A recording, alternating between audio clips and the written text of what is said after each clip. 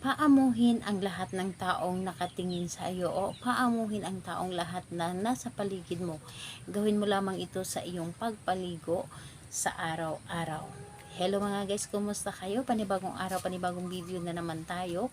And sa araw na ito ay isa na namang video ang aking tuturo sa inyo na simpleng gabay o simpleng pamamaraan na makakatulong sa atin. At bago ang lahat, gusto ko lang mag-disclaimer sa mga taong hindi naniniwala at hindi gusto ang mga kagaya nitong video. Please skip this video and maghanap kayo ng videos na gustong gusto nyo, dahil ang video na ito ay para lamang ito sa mga taong naniniwala and gusto mag-try.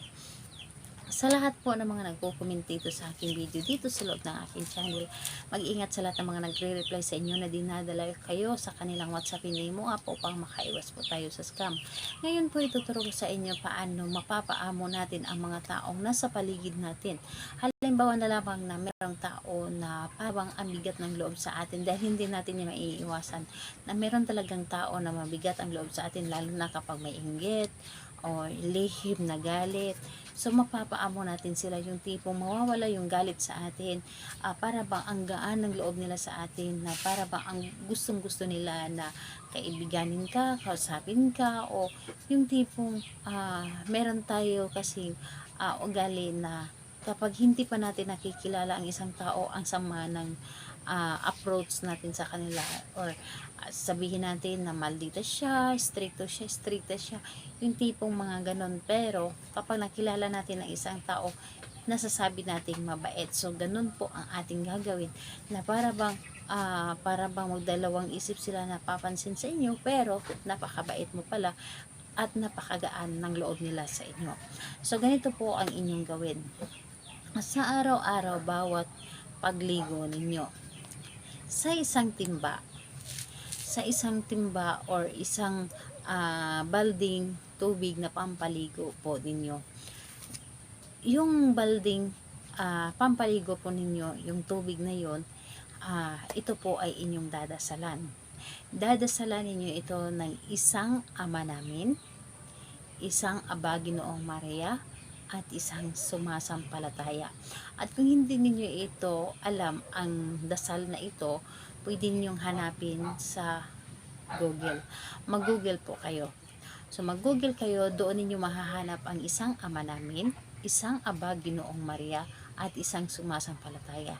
Ito ay dasalin ninyo habang nakaharap kayo sa balde na may lamang tubig. And ayun po, basahin ninyo or dasalin ninyo ito na nakaharap. At pagkatapos mong dasalin yung isang Ama Namin, isang Aba Ginoong Maria, at isang sumasampalataya, pagkatapos nun, humiling kayo.